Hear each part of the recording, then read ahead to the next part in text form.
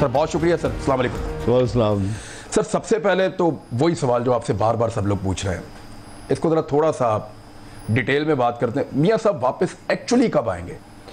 मियाँ साहब वापस आएंगे इलाज करवा कर। दूसरी जो चॉइस है वो मियाँ साहब की अपनी है कि वो इलाज ना करवाएं और वापस आ जाएं। नहीं, मियाँ साहब को एक्चुअली प्रॉब्लम इलाज वाला ही रह गया था। जी, इलाज का और कोई मसला नहीं है।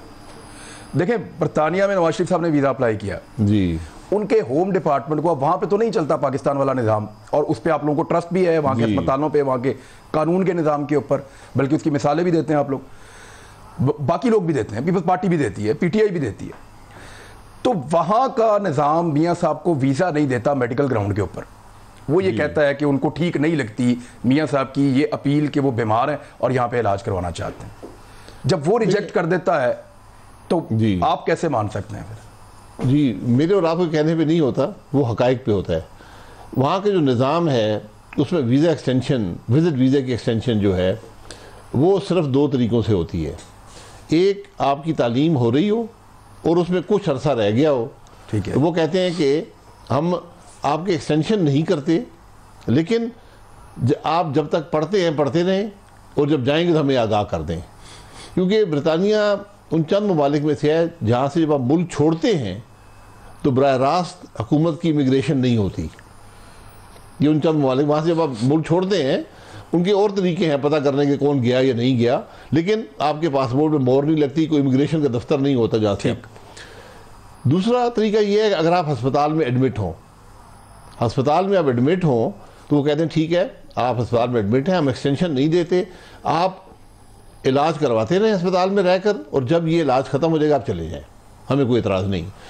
मियाँ साहब चूँकि अस्पताल में एडमिट नहीं थे, दोनों कैटेगरीज में नहीं आते जी, अस्पताल में एडमिट नहीं थे और मुमकिन नहीं था क्योंकि कोविड था, तो इसलिए वो एक्सटेंशन नहीं हुई।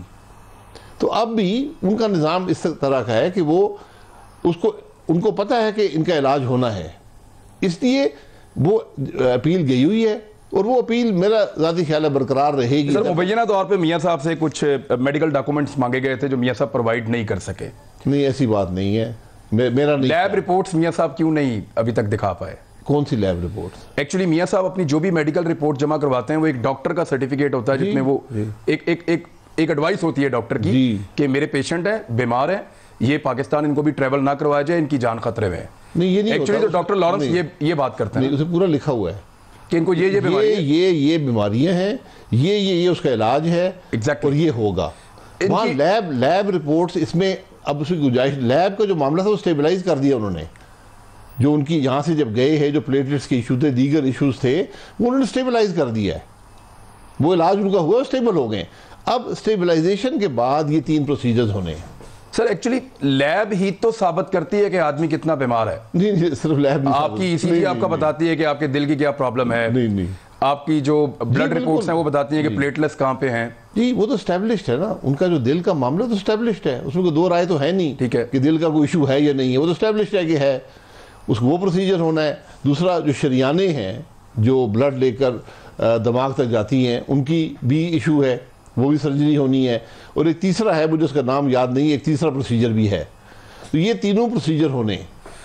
तो सर ये बहस क्यों शुरू हो जाती है थोड़े अरसे के बाद? आपकी पार्टी में कोई स्टेटमेंट दे देता है खड़ा होकर, मियाँ साहब आ रहे हैं, अगले महीने आ रहे हैं, इस महीने आ रहे हैं, अगर मुझे ये वाली गारंटी मिले तो मैं आज शाम को बुला लूँ, उनकी साहबजादी ने कहा। कोई स्टेटमेंट नहीं देता, आप सवाल करते हैं, हम जवाब दे देते हैं जो हमारी उस वक्त सोच होती है उसके मुताबिक। सर वो तो खिताब के अंदर स्टेटमेंट दे दिया। खिताब के अंदर नहीं, सवाल हुआ था तो उन्होंने जवाब दे दिया। मरियम बीबी ने आज से 4 महीने पहले की बात। नहीं, मैं बात कर रहा हूँ अयाज सादिक साहब की। जी, अयाज सादिक साहब ने भी बात कर दी है जो उनकी सोच में था। बहुत सारे लोग आपके यहाँ टॉक शोज में भी कह देते हैं नहीं, टॉक साहब आने वाले हैं, उनके आने से पहले ही टांगे कांप रही हैं सबकी, इस तरह की बात है। जी, ये तो सियासत है ना, ये तो बात की जाती है। अब मैं आपके टॉक शो में आया हूँ तो ये इट्स ऑल अबाउट पॉलिटिक्स। नहीं, पॉलिटिक्स नहीं है। अगर आपने डायरेक्ट सवाल किया कि मियाँ साहब की बीमारी क्या है, उसका इलाज क्या है, मैंने आपको बता दिया, ये रिकॉर्ड पर बेस्ड है। ठीक है, आप मुझसे कोई किसी कॉन्टेक्स्ट में सवाल करेंगे मियाँ साहब कब आएंगे, क्यों नहीं आ रहे, मैं बताऊंगा आ जाएंगे, 20 तारीख को आ जाएंगे। लेकिन फिलहाल सादिक साहब से मैंने पूछा तो उन्होंने कहा मैंने साल तो नहीं बताया था ना, मैंने कहा तो 20 जनवरी से पहले आ जाएंगे। मतलब ये एक उस हवाले से बात की जाएगी। नहीं, अगले महीने में लेने जा रहा हूं और जनवरी में वापस आ जाएंगे मियां साहब। ये एक बात की है उन्होंने, या सादिक साहब ने,